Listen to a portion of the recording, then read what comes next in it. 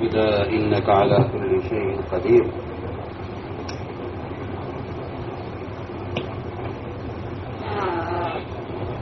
بسم الله الرحمن الرحيم. دعوة الطفيل بن عمرو الدوسي رضي الله عنه في قومه. أخرج أبو نعيم في الدلائل محمد بن إسحاق قال: كان رسول الله صلى الله عليه وسلم على ما يرى من قومه يبذل لهم النصيحة ويدعوهم إلى النجاة مما هم فيه. فجعلت قريش حين منعه الله منهم يحذرونه الناس ومن قدم عليهم من العرب. وكان الطفيل بن عمرو الدوسي يحدث أنه قدم مكة ورسول الله صلى الله عليه وسلم بها، فمشى إليه رجال من قريش. وكان الطفيل رجلا شريفا شاعرا لبيبا، فقالوا له: يا طفيل، إنك قدمت بلادنا، وهذا الرجل الذي بين أظهرنا قد أعضل بنا فرق جماعتنا، وإنما قوله كالسحر يفرق بين المرء وبين أبيه، وبين الرجل وبين أخيه، وبين الرجل وبين زوجته، وإنما نخشى عليك وعلى قومك ما قد دخل علينا، فلا تكلم ولا تسمع منه. قال: فوالله ما زالوا بي حتى أجمعت على أن لا أسمع منه شيئا ولا أكلمه حتى عشوت أذني حين غدوت إلى المسجد كرسفا، فرق من يبلغني شيء من قوله وأنا لا أريد أن أسمعه. قال: فغدوت إلى المسجد فإذا رسول الله صلى الله عليه وسلم قائم يصلي عند الكعبة. قال: فقمت قريبا منه فأبى الله إلا أن يسمعني. بعد قوله قال: فسمعت كلاما حسنا.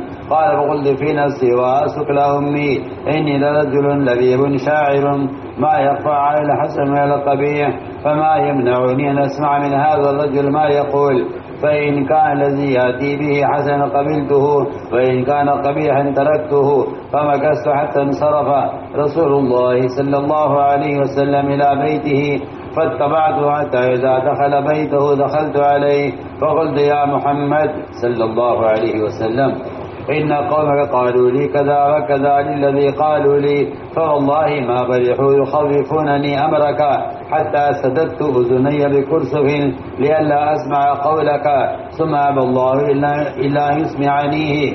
فسمعت كلام قولا حسنا فأعرض علي أمرك، فعرض عليه الإسلام وتلا علي القرآن. قال: فوالله ما سمعت قولا قط أحسن ولا أمرا أعدل منه.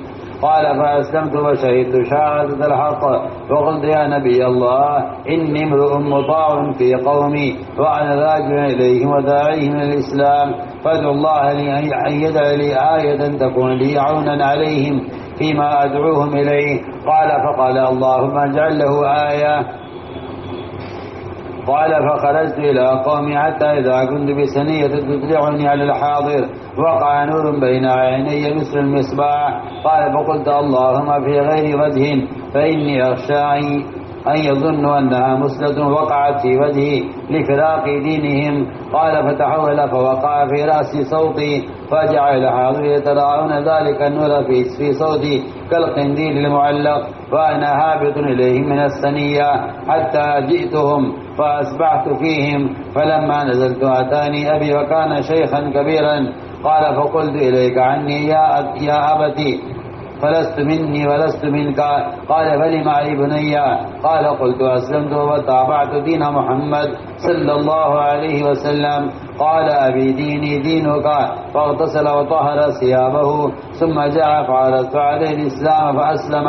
قال: ثم أتتني صاحبتي فقلت لها: إليك عني، فلست منك ولست مني. قالت: لما بي أنت وأمي؟ قال: قلت: فرق بيني وبينك الإسلام. فأسلمت ودعوت دوس الإسلام فأبطأوا علي. ثم جئت رسول الله صلى الله عليه وسلم بمكة، فقلت: يا نبي الله، إنه قد بلغني دوس فادعوا الله عليهم. فقال: اللهم اهد دوسا، ارجع إلى قومك فادعوهم وارفق بهم. قال: فرجعت فلم يزل بأرض دوس أدعوهم إلى الإسلام حتى هاجر رسول الله صلى الله عليه وسلم إلى المدينة وقضى بدرا وأحدا والخندق. ثم قدمت على رسول الله صلى الله عليه وسلم بمن أسلم معي من قومي ورسول الله صلى الله عليه وسلم بخيبر حتى نزلت المدينة ب70 أو 70 بيتا من دوس، وذكره في البداية من إسحاق مع زيادة يسيرة۔ میرے عزیز دوستوں اور بزرگوں، اسلام کا اصول یہ ہے کہ داعی کا مجاہدہ مدعو کی ہدایت کا سبب بنتا ہے۔ اس لیے بات سب یاد رکھیں، اس کام میں لوگوں کی ہدایت کا ذریعہ بننے کا سب سے زیادہ تعلق وہ اس راستے کے مجاہدے سے ہے،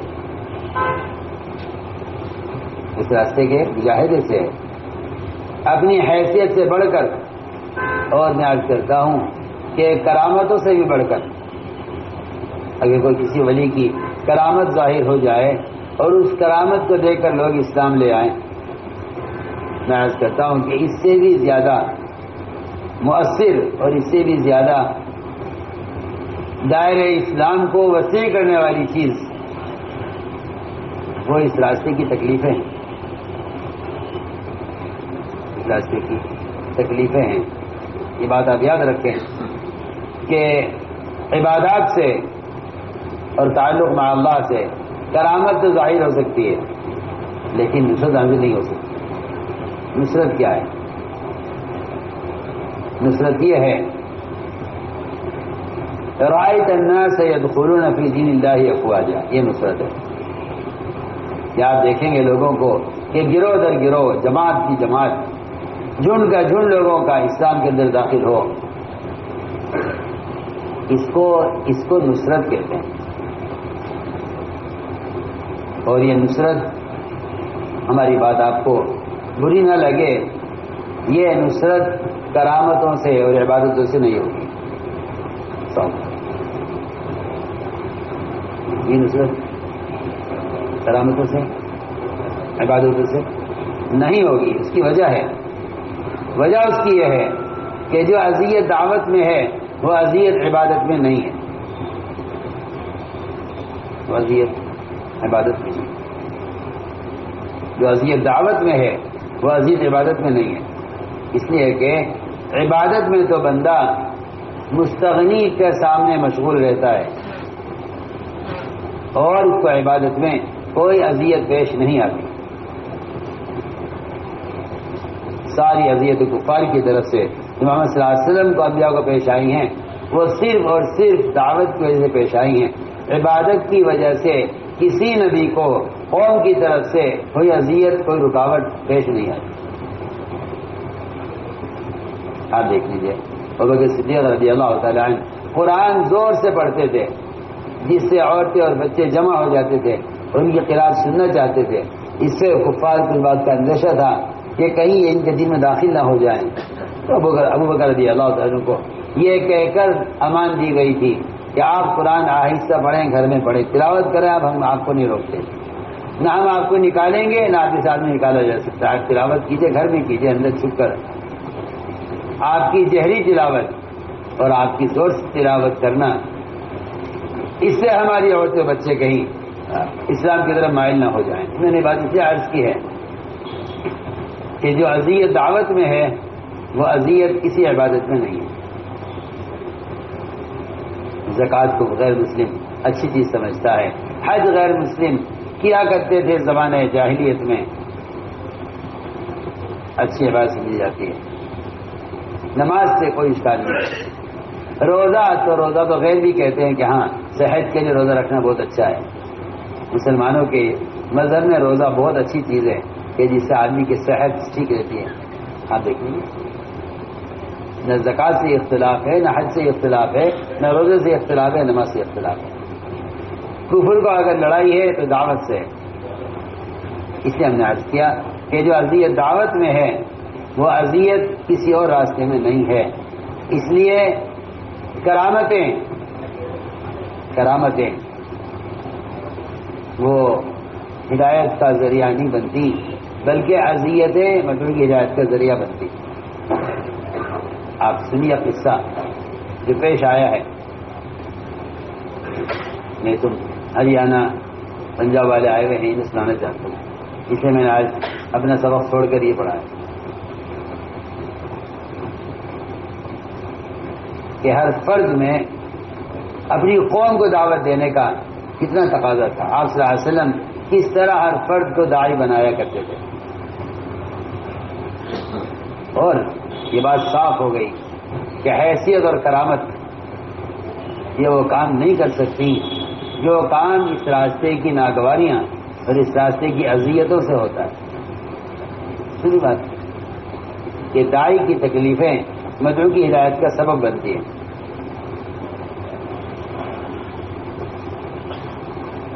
دوسری بات یہ ہے کہ اجتماعات اور اجتماعی پروگرام تبلیغ کا جز بھی نہیں ہے. دعوت کا جز بھی نہیں ہے. اس کو ہم اس زمانے میں کام کرنے والے اجتماعات کو کل سمجھتے ہیں کہ یہ تبلیغ ہے. مدرسہ کا ملفوظ چھپا ہوا ہے کہ اجتماعات کام کا جز نہیں ہے. اجتماعات ہوتے ہیں نا، پنجاب والے کہیں گے اجتماع دے دو، ہریانہ والے کہیں گے اجتماع دے دو. مدرسہ کا ملفوظ ہے چھپا ہوا ملفوظات. اجتماعات کام کا جز نہیں ہے.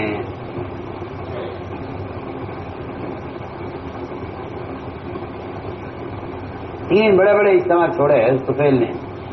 بدر کا بھی چھوڑا اور خندق کا بھی چھوڑا، احد کا بھی چھوڑا.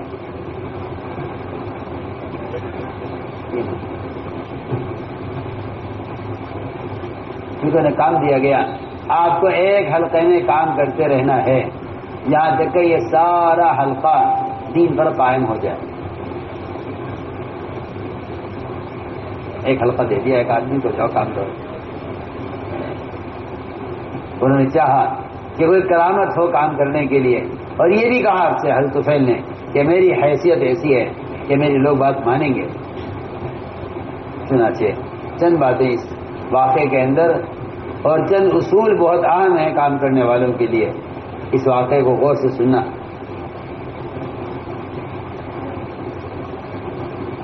طفیل بن عمرو دوسی رضی اللہ عنہ، ان کا اپنی قوم میں جا کر دعوت دینا.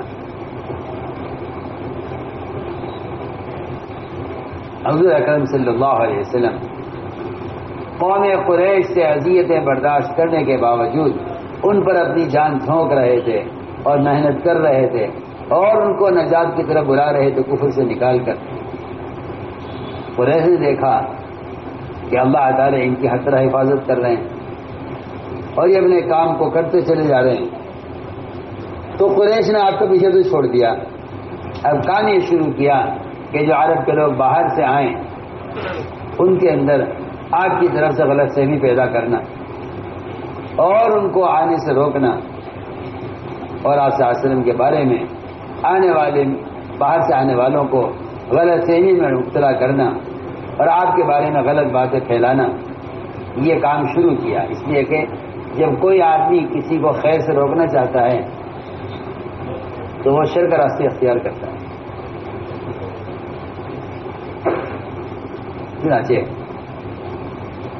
جو بھی عرب میں سے کوئی آپ کے پاس آتا قریش اس کو ڈراتے کہ دیکھو طفیل تم ہمارے یہاں آئے ہو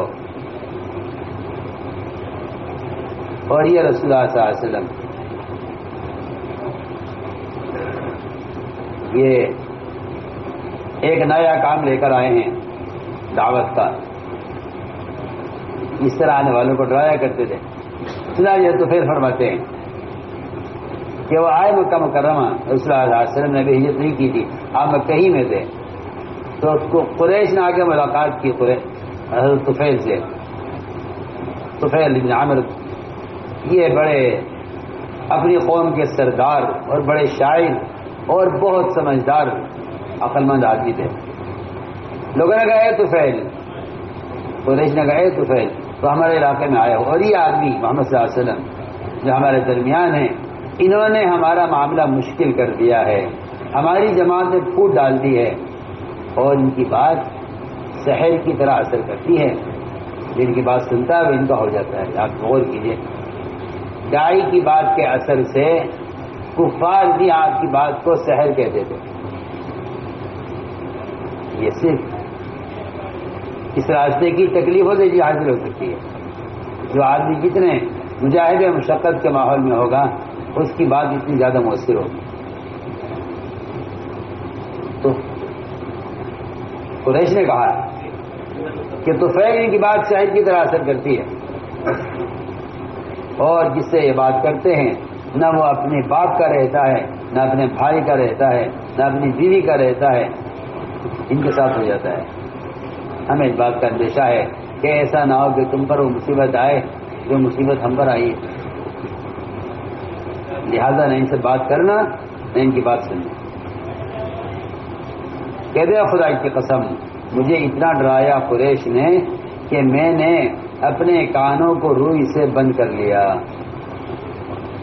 ایسا نہ ہو کوئی بات پڑ جائے کان میں بات کرنا بھی نہیں چاہتا تھا آپ سے، اور میں نے اپنے کانوں کو روئی سے بند کر لیا اس خوف سے کہ میرے کانوں کی بات نہ پڑ جائے آپ کی. اور میں سننا بھی نہیں چاہتا تھا، نفرت بھی تھی اور آپ کی بات کا ڈر بھی تھا. فرماتے ہیں میں کانوں کو روئی سے بند کر کے مسجد میں داخل ہوا. تو ہم کہتے ہیں کہ بھئی مسجد میں لے آؤ، مسجد میں لے آؤ، خام سے تھوڑی کہتے ہیں. کہتے ہیں کہ میں آیا صبح کو آپ کے پاس، آپ مسجد میں بیت اللہ کے پاس کھڑے ہو کر کعبے کے پاس نماز پڑھ رہے تھے. جیسے ہی میں مسجد میں داخل ہوا آپ کے قریب ہوا، میں سننا نہیں چاہتا تھا. اللہ مجھے سنوا کر رہے. میں نے آپ کا کلام سنا، میں نے سنا آپ کا کلام، اس سے اچھا کلام میں نے کبھی نہیں سنا تھا. میں نے اپنے جی میں یوں کہا، ارے کان بند کیے ہوئے ہیں، مگر دل پر اثر ہوا مسجد کے ماحول میں آ کر. میں نے جی میں کہا اے طفیل تجھے تیری ماں گم کرے، بددعا دی اپنے آپ کو. تو پڑھا لکھا آدمی ہے، شاعر ہے، اچھے برے کلام سے خوب واقف ہے، تجھے ان کی بات سننے سے کسی سے روکا ہوا ہے. ان کی بات سن کے دیکھ لے، اگر اچھی لگے گی قبول کر لینا اور بری لگے گی تو چھوڑ دینا. پھر آج کہتے ہیں کہ میں ٹھہرا رہا مسجد میں. یاد ہے کہ آپ صلی اللہ علیہ وسلم نماز سے فارغ ہو کر اپنے گھر کی طرف چلے تو میں آپ کے پیچھے پیچھے ہو لیا. آپ گھر میں داخل ہے، حاضر ہوا.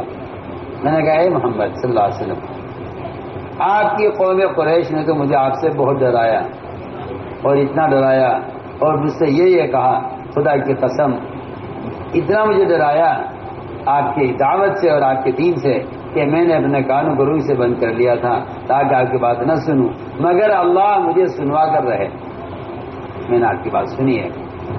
بتائیے دسی آپ چاہتے کیا ہیں، کیا معاملہ ہے آپ کا؟ چنانچہ آپ نے مجھ پر اسلام پیش کیا اور مجھے قرآن پڑھ کر سنایا. کہتے ہیں خدا کی قسم، کیونکہ شاعر تھے، خدا کی قسم میں نے اس سے اچھا کلام اور اس سے زیادہ عدل کا اور انصاف کا اور اس سے زیادہ محفل بات میں نے کوئی سنی نہیں. میں نے اسلام فوراً قبول کر لیا اور میں نے حق کی گواہی دی. میں نے کہا یہ اللہ کے نبی صلی اللہ علیہ وسلم میری اپنی قوم میں چلتی ہے، یہ میں سمجھانا چاہتا تھا. میری اپنی قوم میں چلتی ہے، میری بات کا کوئی انکار نہیں کر سکتا. لوگ میری بات ہر بات مانتے ہیں. میں اپنی قوم کو جا کر دعوت دوں گا اور وہ سب اسلام لے آئیں گے. میری حیثیت ہے.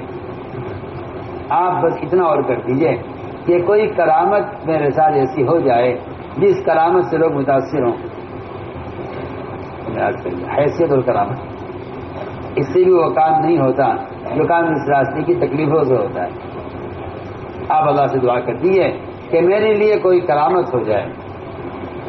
چنانچہ آپ نے دعا کی، اے اللہ اس کے لیے کوئی نشانی کر دے، کوئی انوکھی چیز، کوئی کرامت، کوئی انوکھی چیز کے ساتھ ہو جائے جس سے لوگ متاثر ہوں.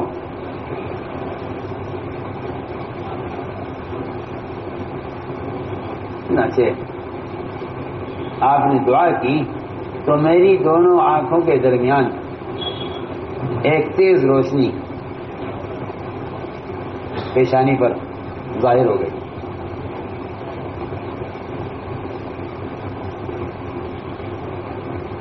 فرماتے ہیں کہ میں چلا اپنی قوم کی طرف۔ جب میں اس گھاٹی پر پہنچا جہاں سے قوم مجھے دیکھتی تو میری دونوں آنکھوں کے درمیان تیز روشنی، جسے چمکتا ہوا چراغ ہوتا ہے ایسی روشنی میرے چہرے پر ظاہر ہو گئی۔ میں پریشان ہوا اس روشنی سے، بجائے خوش ہونے کے، کیونکہ آپ سے دعا کرا کے تو کرامت دی تھی، یہ کرامت سے کام چلے گا؟ فرماتے ہیں کہ میں ڈر گیا اس سے۔ میں نے کہا اے اللہ اس کو میرے چہرے سے ہٹا دے، مجھے اندیشہ ہے میری قوم یہ کہے گی کہ اس نے اپنا دین بدلا تھا، اس کا چہرہ بدل گیا۔ چنانچہ وہ میرے چہرے سے ہٹ کر میرے کوڑے کے سرے میں وہ روشنی منتقل ہو گئی۔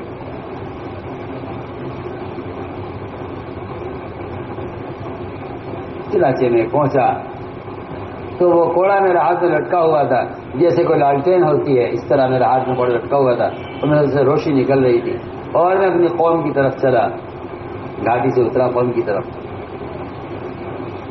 جب میں پہنچا اپنے گھر تو میرا بوڑھا باپ بہت بوڑھا تھا، وہ آیا میرے پاس۔ میں نے کہا ابا جی دور رہیے مجھ سے، میرا آپ کو کوئی تعلق نہیں ہے، نہ آپ میرے ہیں نہ میں آپ کا ہوں۔ کیا بات ہے بیٹے، کیا بات ہے بتاؤ؟ میں نے کہا جی میں تو محمد صلی اللہ علیہ وسلم کے دین کا اتباع کر چکا ہوں اور میں تو اسلام لے آیا ہوں۔ میرے باپ نے کہا کہ جو میرا دین ہے، جو تمہارا دین ہے میرا دین ہے۔ چنانچہ وہ گئے، غسل کیا، پاک کپڑے پہنے، پھر وہ آئے، میں نے اسلام پیش کیا، اسلام قبول کر لیا۔ پھر آئی میری بیوی میرے پاس، میں نے بیوی سے کہا دور ہو جا مجھ سے، میرے طرح کوئی تعلق نہیں ہے۔ یہ کیا بات ہے؟ ماں باپ آپ کو قربان، کیا بات ہے؟ میں نے کہا میرے تیرے درمیان اسلام نے جدائی کر دی ہے۔ اس نے یہ سنتے اسلام قبول کر لیا۔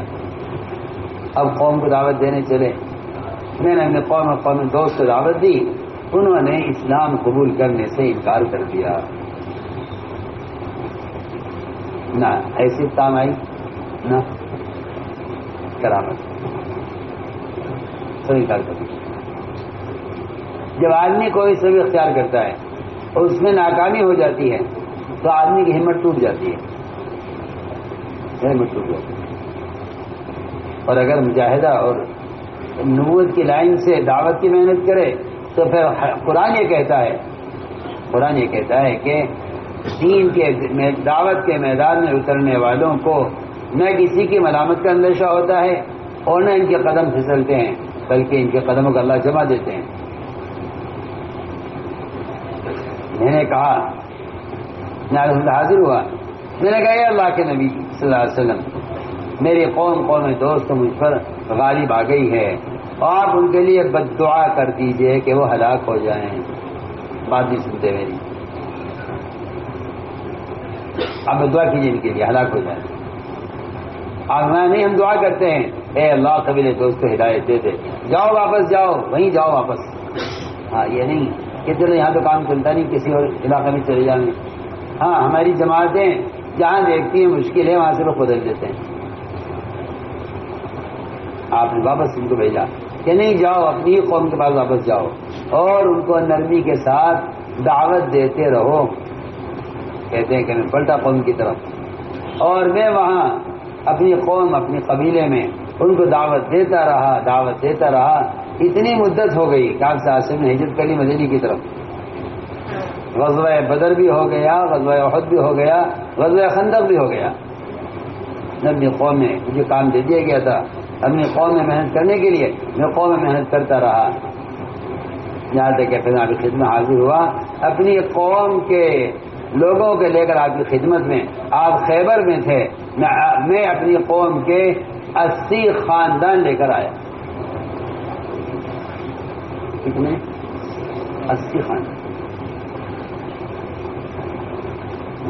یہ ورنہ یہی ہیں وہ جنہیں اگر کہا کہ بد دعا کیجیے ہلاک ہو جائیں، یہ بات ہی مانتے۔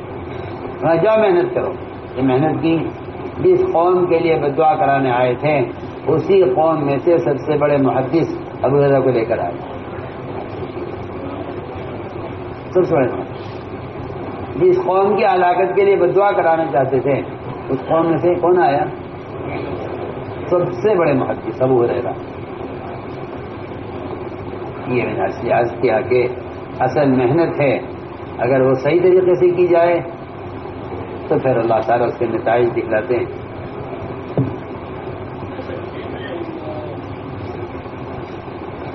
اللهم صل على سيدنا مولانا محمد وعلى آل سيدنا مولانا محمد كما صليت على إبراهيم وعلى آل إبراهيم إنك حميد مجيد. ربنا ظلمنا أنفسنا وإن لم تغفر لنا وترحمنا لنكونن من الخاسرين. اللهم إنا نستغفرك ونتوب إليك. اللهم إنا نستغفرك ونتوب إليك. اللهم إنا نستغفرك ونتوب إليك. ربنا آتنا في الدنيا حسنة وفي الآخرة حسنة وقنا عذاب النار. سبحان ربك رب العزة عما يصفون وسلام على المرسلين.